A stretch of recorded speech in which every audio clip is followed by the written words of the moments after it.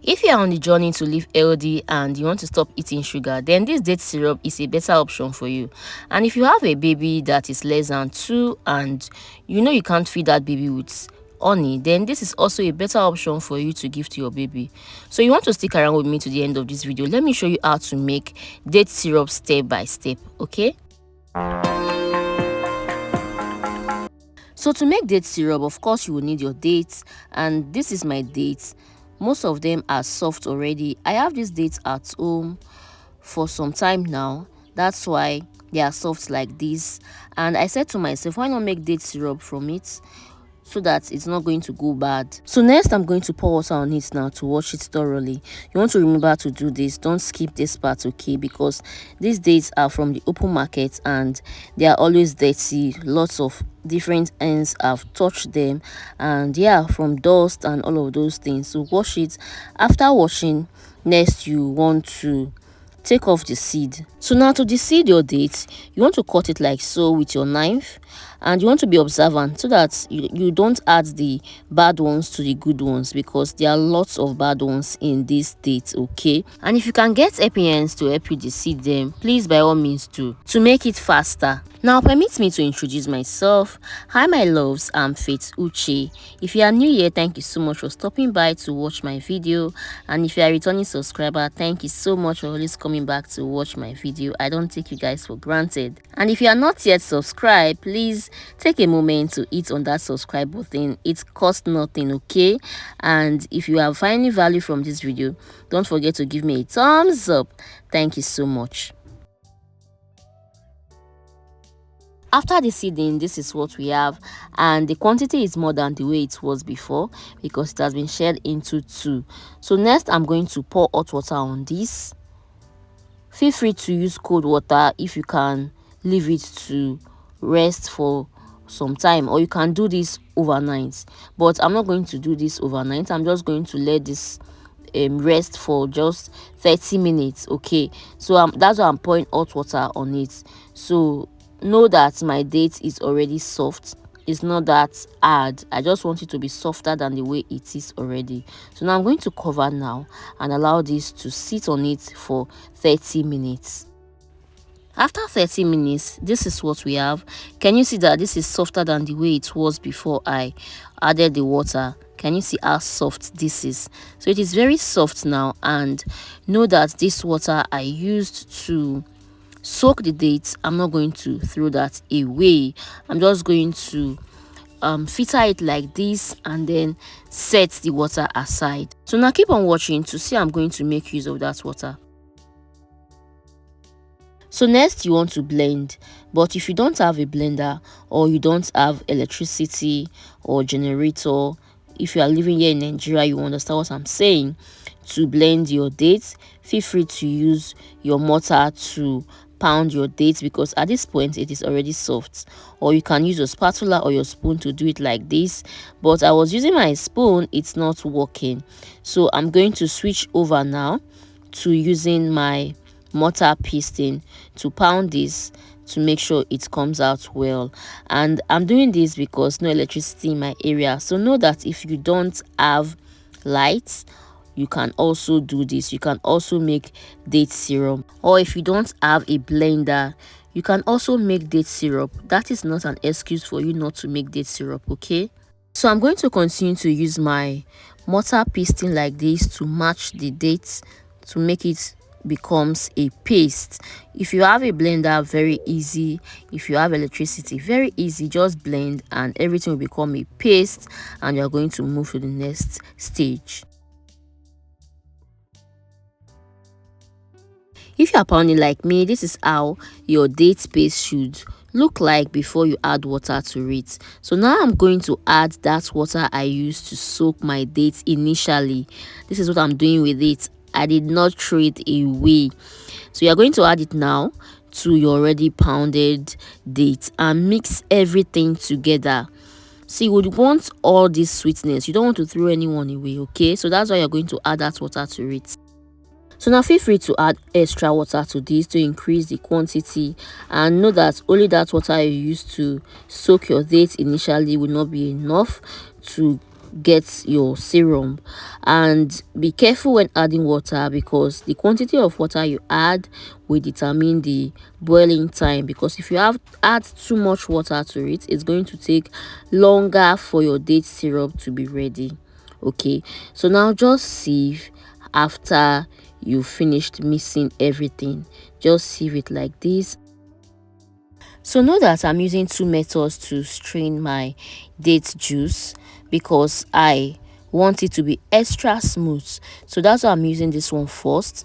Keep on watching to see the other method I'm going to use to strain my juice out. Now if it can't come out from this, just use your spoon like this to mix it, and everything is going to come out. And this is the pop. Can you see? This is the pop that came out from straining. And you don't want to do this too much so that the thick side will not go down. Okay, so this is how our liquid is looking. Just continue to do this till you exhaust everything. Okay,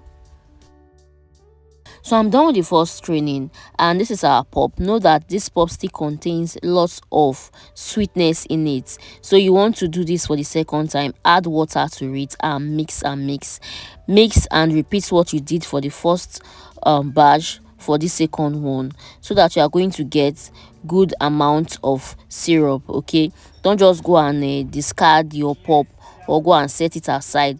Mix it again and use it. Add water to it and use it, okay, so that your syrup can come out well. So when you see your pop like this, with this color that is not as dark as the first one, know that you have extracted the sweetness you need to make your syrup. Okay, and yeah, can you see the color we have? So now I'm going to sieve again, strain again for the second time. This is the second method I'm using. I'm using my chiffon cloth. Feel free to use your cheesecloth, your transparent cloth, whatever cloth you have. Just feel free to use it to strain again after you used your colander to strain. Just strain it like this so that you have a flawless syrup. Okay, doing that first method is not enough. Sieve it like this with your cheesecloth, and using just your cheesecloth from the beginning is not enough, because you are going to take some pop down there, but I don't want that. I want it to be totally smooth. That's why I did it like this. So you want to try this method. Okay, you want to do it like this so that you have a flawless syrup without your pop in it. Yes, so just do it like this and everything is going to come out, and it's even going to be easy for you to squeeze. Okay, I just prefer to do it in both method like this, so that I'm going to know that I'm getting a very smooth syrup. So after straining for the second time, can you see the amount of pop that came out from it? Just imagine you did not strain again. All this will be in your syrup, and it's going to make it to become a paste. Instead of date syrup, you are going to have date paste, and this is the paste that came out from the initial one we pounded, not the juice. So I'm going to use this to make smoothie or for cake. You don't want to discard that. Okay, so next, pour your date juice on a pot like this and take it to your stove to boil. And when boiling, you want to boil on medium heat. You don't want it to be too high, so that your serum is not going to get burnt, because if it gets burnt, you are going to start again from the beginning, and you don't want that. Okay, so while this is boiling, you want to from time to time stir it like this so that it does not get burnt, and so that everything can go well. Yeah, don't just leave it there on your stove top and leave it there like that. Okay, so just stir it from time to time like this, just what I'm doing there. This is how you know your syrup is ready. When it is boiling like this, it has extracted all the water, and what you have left is your syrup. And this is the consistency you want, because when it gets cold, it's going to be thicker than this. Okay, so when you see it boiling like this, it is ready. Our syrup is ready, and I'm going to take it out from the heat. This is my date syrup in its cool form. You want to let this cool completely before you store it. And you want to store in an airtight container. Know that date syrup can easily change the color of your container. So when storing, you want to use a dark color container like this one if you care about the syrup staining your container. But if you don't mind, then you can use any container of your choice. So can you see how the date syrup came out? Came out so smooth. There is no paste in this, and it is totally cold. So this is the consistency you should be going for. So if you're on the journey of healthy eating or healthy living, then this should replace your sugar. The only difference is that this is way expensive. So yeah, it is expensive to buy, and know that anybody can also take date syrup. You can give this to your baby below 2 years, above 2 years. This is suitable for all in the family. So to preserve your date syrup, you want to put it in an airtight container like this one, and then put it in your fridge or in your freezer. When you put it in your freezer, it's going to last longer. It can last you up to 12 months. That is if it's in your freezer.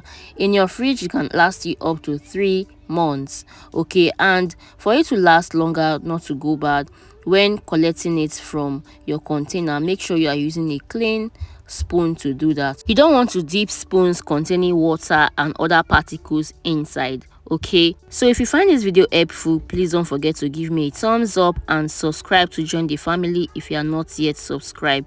You know I love you. Thank you so much for watching, and I will see you in my next video. Lots of kisses. Bye for now. Mwah!